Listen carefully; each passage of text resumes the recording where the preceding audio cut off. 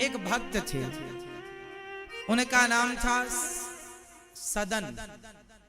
क्या नाम था? सदन कसाई।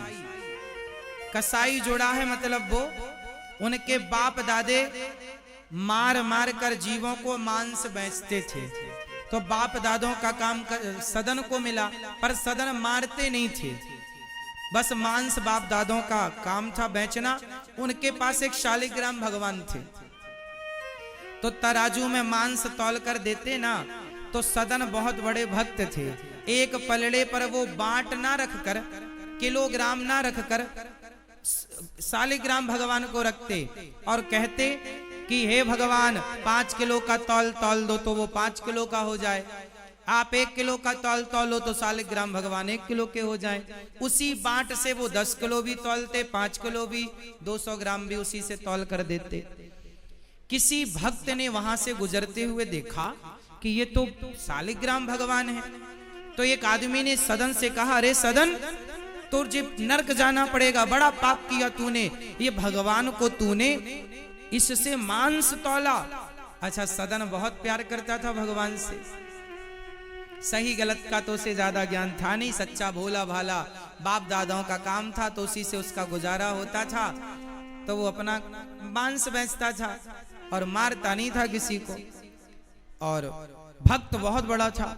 एक पंडित जी ने कहा कि ये तूने बड़ा अपराध किया, मुझे दे शालिग्राम भगवान, मैं पूजा करूंगा। पंडित जी को डर के मारे दे दिया। पंडित जी ले जाके बढ़िया दूध दही घी से नहवाए, पूजा पाठ करी, और रात को जब पंडित जी सोए तो शालिग्राम भगवान सपने में बोले, पंडित जी तुरंत वापस करके आओ। वहां बढ़िया वो हमें रोज तराजू में रख के झूला झुलाता था, रोज हम बढ़िया झूला झूलते थे, तुमने लाके बिठा दिया, तुरंत भेजो हमें वहां, हमें उस भक्त की याद आ रही है, झूला झुलाता था वो हमें रोज। अब पंडित जी बड़े परेशान भय, वाह प्रभु, आप खुद झूला झूलना चाहते हैं तो जाओ।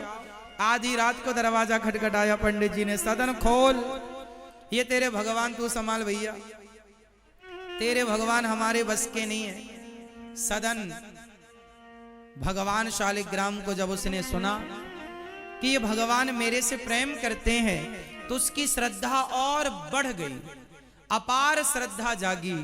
उसने अपने ये दारागार पुत्राप्तान प्राणान वित्तमिमं परम हित्वा माम शरणम याता कथम चांस्तक तुमुत्सहे।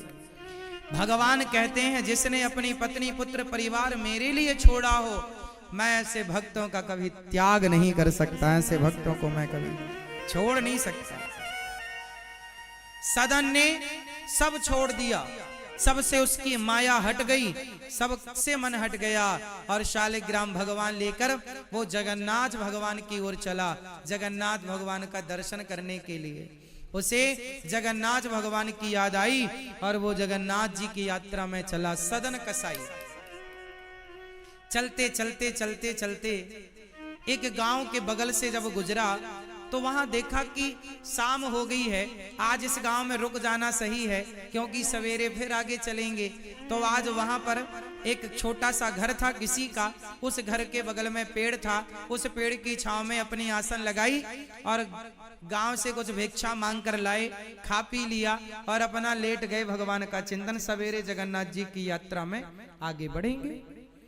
जिस घर के बगल में लेटे, उस घर में एक सुंदर सी महिला रहती थी। जब उसने निकलकर देखा सदन की तरफ, सदन बड़े सुंदर थे, तो उस महिला ने सदन को देखा, तो वो सदन को देखकर मोहित हो गई और सदन की तरफ वो तिरछी निगाहें रखती और सदन को वो अपने वासना में फंसाना चाहती थी, क्योंकि वह स्त्री का चरित्र अच्छा नहीं था। वह सदन को देखती है और सदन के पास जाकर बोली, आप मेरे पति बनोगे, बड़े सुंदर हो। सदन बोले, मैं अपनी पत्नी पुत्र परिवार मैंने सब छोड़ दिया भगवान के लिए।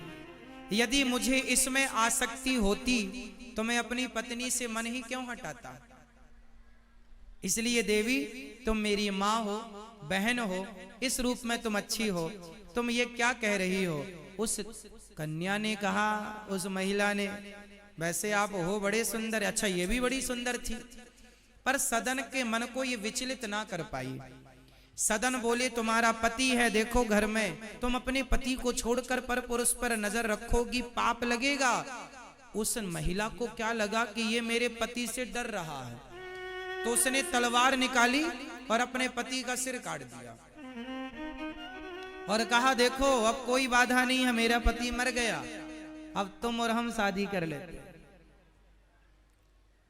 पूरी रात बेचारी ने परेशान कर रखा सदन को।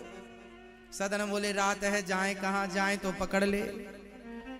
अब सदन जी ने मना कर दिया, तुम्हें स्वीकार नहीं करेंगे, तो उसको लगा मेरा तो पति भी चला गया। इसने भी स्वीकार नहीं किया, ना मैं घर की रही ना मैं घाट की रही।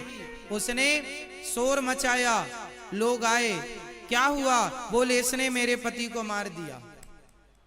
अब राजा के पास बात चली गई, सदन को बुलाया गया, आपने क्यों मारा इसके पति को? सदन ने कहा महाराज मैं तो जगन्नाथ जी की यात्रा पर जा रहा हूं, मैंने नहीं मारा, इसने मेरे से कहा विवाह कर लो, मैंने मना किया तो इसने अपने पति को मार दिया। कहा अब कर लो विवाह, अब तो कोई बाधा नहीं है। उस महिला ने तो त्रिया चरित्र दिखाया और कहा इसने ही मेरे पे गलत नजरें रखी और मैंने मना किया, मेरे पति ने विरोध किया तो इसने पति को मार दिया। राजा ने कहा तुमने पति को मारा है, इसके तुम्हारे हाथ काट लिए जाएंगे। सदन के दोनों हाथ काट लिए गए। जगन्नाथ भगवान की तरह हो गए सदन। जैसे जगन्नाथ भगवान जी के आधे आधे हाथ हैं, ऐसे ही सदन के आधे आधे हाथ हो गए। सदन फिर भी उनकी भक्ति कम नहीं हुई, उनका प्रेम कम नहीं हुआ। सदन यात्रा पर आगे बढ़े और जब वो जगन्नाथपुरी पहुंचे तो भगवान जगन्नाथ जी ने पुजारियों से कहा मेरा भक्त आ रहा है, उसे पालकी पर बिठाकर मेरे सामने लेकर आओ। पुजारी जी गए, पालकी पर बिठाया और जब जगन्नाथ जी के सामने आए, हाथ जोड़ना चाहा पर हाथ तो थे नहीं, पर जब हाथ जोड़ना चाहा तो भगवान की कृपा से सदन के हाथ पहले की तरह उग आए, जस की तस हो गए। भगवत कृपा से उनके हाथ उन्हें वापस मिल गए। सदन ने भगवान जगन्नाथ जी से एक सवाल किया कि हे प्रभु, यदि ये हाथ देना ही था तो फिर हाथ कटवाए क्यों? अब यहां ये प्रश्न का उत्तर सुनिएगा, आपको अच्छा लगेगा। आपके बहुत सारे प्रश्नों का उत्तर मिलने जा रहा है, बहुत सारे प्रश्नों का हल आपको मिलेगा इस बात से। सदन ने भगवान जगन्नाथ जी से प्रश्न किया कि हे प्रभु, जब हाथ वापस करने थे आपको तो हाथ कटवाए क्यों? क्यों कटवाए हाथ? और बात सही भी है कि भगवान की मर्जी के बिना तो पत्ता नहीं हिलता। उस महिला ने जो उन पर आरोप लगाया वो तो गलत था, पर सदन को कष्ट तो हुआ, भाई किसी के हाथ कटेंगे तो कितना दर्द होगा। सदन ने कहा प्रभु जब हाथ लौटाने थे तो कटवाए क्यों? तब जगन्नाथ जी ने कहा बेटा सदन, ये जो तुम्हारा हाथ कटा, ये जो तुम्हें दंड मिला, ये तुम्हारे पिछले जन्म के पाप से मिला। पाप से? तो क्या मैंने आपकी इतनी भक्ति की, तो क्या आपकी इतनी भक्ति के कारण मेरे पाप कटे नहीं? भगवान ने कहा बेटा कुछ पाप तो कट जाते पर कुछ पाप नहीं कटते। तुमने कुछ ऐसे पाप किए थे जो कट नहीं सकते थे, भोगना पड़ा, पर तुम्हें भोगना तो लंबा था, पर तुम्हारी भक्ति के कारण वो लंबी यात्रा जरा से दिनों में पूरी हो गई। ये कृपा ईश्वर की है। तो महाराज मैंने कौन सा पाप किया था ये भी बता दो। अब जगन्नाथ भगवान ने क्या बात बताई जरा सुनिएगा, और ये सवाल आपके जीवन में सारे प्रश्नों का उत्तर देगा जो आपके जीवन में भी उलझन होती है कि हमने तो पाप किया ही नहीं, पुण्य ही पुण्य किए, फिर भी हमारे जीवन में ये संकट क्यों? आप भी ये सवाल करते हैं, बहुत सारी उलझनें होती हैं। अब ध्यान से सुनो।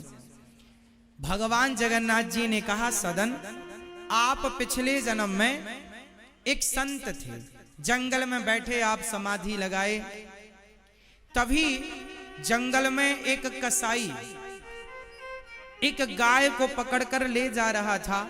तो गाय उस कसाई के हाथ से छूट गई और तुम्हारे सामने से गुजरी। तो कसाई ने तुमसे पूछ लिया कि क्या तुमने गाय को यहां से गुजरते हुए देखा है? तो तुमने कह दिया था अपने हाथों को उठाकर, हाँ हाँ गाय इस तरफ गई है। और वो कसाई ने तलवार ले रखी थी, तुम्हें पता था कि ये कसाई है। तुमने गाय का सही पता बता दिया। कसाई ने जाकर गाय को पकड़ लिया और गाय की गर्दन काट दी। तुम्हारे कारण एक गाय की हत्या हुई, तो तुम्हारे जीवन में वो हत्या लग गई।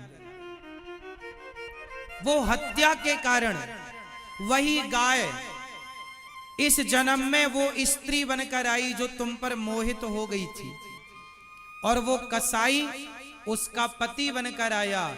कसाई ने गाय का गला काटा, गाय की गर्दन उड़ाई, तो वही गाय इस जन्म में स्त्री बनी और वह कसाई उसका पति बना। तो उस स्त्री ने अपने पति की गर्दन उड़ा दी, तो उन लोगों का तो हिसाब किताब चुक गया। उसने उसकी गर्दन उड़ाई थी, तो इस जन्म में उस गाय ने स्त्री बनकर अपने पति की गर्दन उड़ा दी, तो उन लोगों का हिसाब किताब तो चुक गया।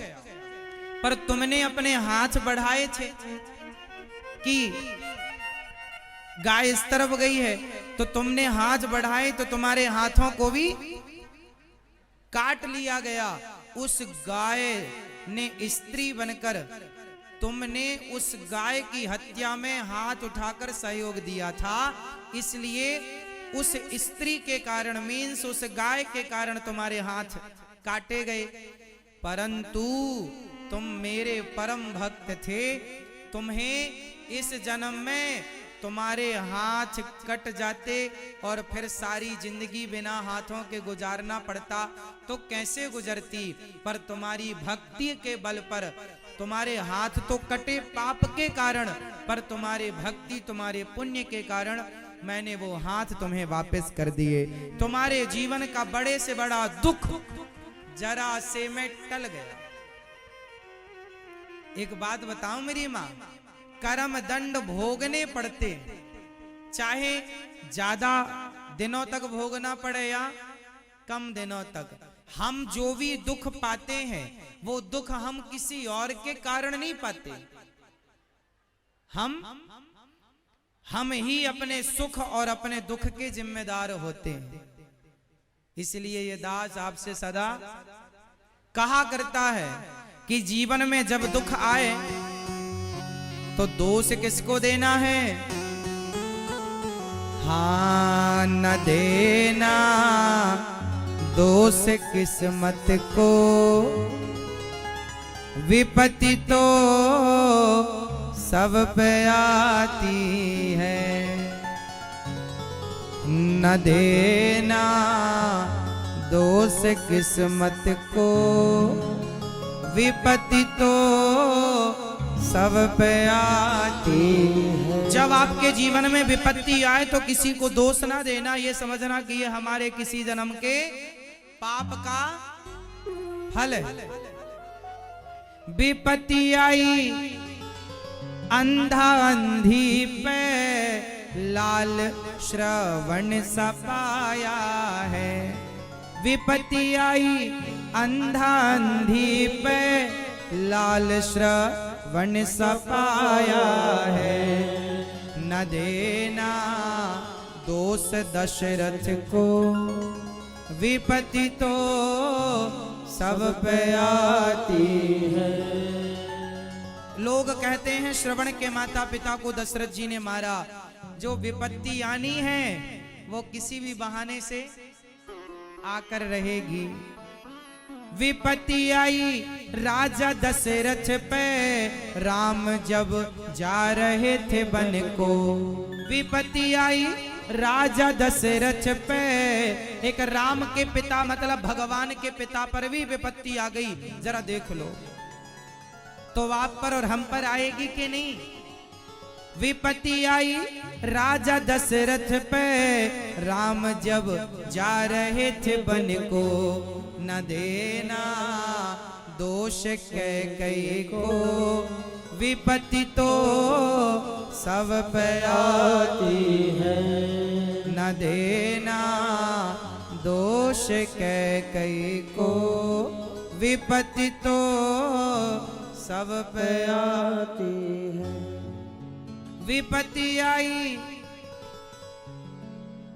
विपत्ति आई माता द्रौपदी पर, सभा में चीर हरण करते, न देना दोष कौरवों को, विपत्ति तो सब पे आती है। बताओ विपत्ति क्यों आती है? ये हमारे कर्मों के दंड है। सदन कसाई के हाथ कट गए, बाद में लौटाया। भगवान ने सदन को अपने हृदय से लगाकर सदन पर कृपा के करके सदन को कृतार्थ कर दिया। ये बात सच्ची है कि हमें पापों का फल भोगना पड़ेगा। पितामह भीष्म को बाणों की सैया पर लेटकर अपने कर्म दंड भोगने पड़े। ये सही है कि भीष्म पितामह को भी अपने कर्म दंड भोगने पड़े। पर एक बात समझ लो मेरी माँ, कि दोष किसी को देने से क्या लाभ है कोई लाभ? इसलिए जो दुख आवे चुपचाप सह लो और उस दुख में भी प्रसन्न रहो, क्योंकि तुम्हारा कर्मदंड तुम्हें मिलेगा। पत्नी का कर्मदंड पत्नी को, पति का पति को, बेटे का बेटे को, कोई किसी का बांट नहीं सकता कि तुम्हारा दर्द हम बांट लें। कांटा तुम्हें लगेगा तो दर्द तुम्हारे पांव में होगा, हमें नहीं होगा। हर व्यक्ति अपना अपना भोगता है। इसलिए कहता हूं गलत ना किया करो, आज नहीं कल उसका परिणाम जब मिलेगा बड़ा दुखद होगा, भोगना पड़ेगा। कोई ना बचा तो तुम पितामह भीष्म ना बच पाए कर्म दंड से, दशरथ जी ना बच पाए। दशरथ जी तो राम के पिता, भगवान के पिता हैं। क्या दशरथ जी बच पाए? उन्हें भी तड़प तड़प के मरना पड़ा। श्रवण के बाण लगा, उनके माँ बाप ने श्राप दिया, इन्हें भी मरना पड़ा। तो बचा कौन? कोई नहीं बचा, तो हम और तुम कैसे बचेंगे? इसलिए गलत काम से बचो और अपने आप को सही काम में खपा के लगा रखो, सही काम में लगाओ। बुरे विचार आए ही ना मन में, अपने आप को अच्छे विचारों के साथ इतना अटैच कर दो, इतना जोड़ दो, अपने आप को अच्छे कामों में लगा दो। जरूरत ही नहीं है बुरे विचार आए आपके जीवन में, बुरी आदतें आपकी बने, इनकी आवश्यकता ही नहीं है हमें। तो सदन कसाई को भगवान ने कृपा करके अपना दर्शन कराया, दर्शन देकर कृतार्थ किया। तो उनके हाथ क्यों कटे? उन्हें भक्ति का परिणाम भी मिला, सब कुछ मिलता है। हम अच्छा करते हैं। आप ये बताओ, आप दिल्ली में रहते हैं, आप बड़े बड़े महलों में रहते हैं, आपके पास गाड़ी है, बंगला है, रहने का खूब, आपको पास खाने के लिए काजू बादाम पिस्ता छुआरा मुनक्का है। कुछ लोगों के पास सूखी रोटी नहीं है, कुछ लोगों के पास, मेरी माँ, कुछ लोगों के पास सूखी रोटी नहीं है। क्यों नहीं? कारण जानते हैं? कारण सिर्फ ये है कि आपने किसी जन्म में पुण्य किया है, उस पुण्य का फल आपको आज गाड़ी बंगला धन धान्य के रूप में मिल रहा है। आप सब प्रकार से सुखी हैं। आपके घर में बर्तन मांजने वाले अलग हैं, आपके घर में भोजन बनाने वाले अलग हैं। आपने जरूर पुण्य किया है, उस पुण्य से आपको ये सुख मिल रहा है। अब आज जो करोगे, जो कल किया था वो तो आज मिल रहा है, जो आज करेंगे वो आपको आगे मिलेगा। इसलिए हम आपसे कहते हैं कि आप जो कल किए थे वो तो आज भोग रहे हैं, जो आज करेंगे वो आगे भोगेंगे। इसलिए आप लोग अच्छे काम करो। किसी का दिल ना दुखाओ, सदा भलाई सदा परोपकार करो, क्योंकि दिन किसी के भी बिगड़ सकते हैं।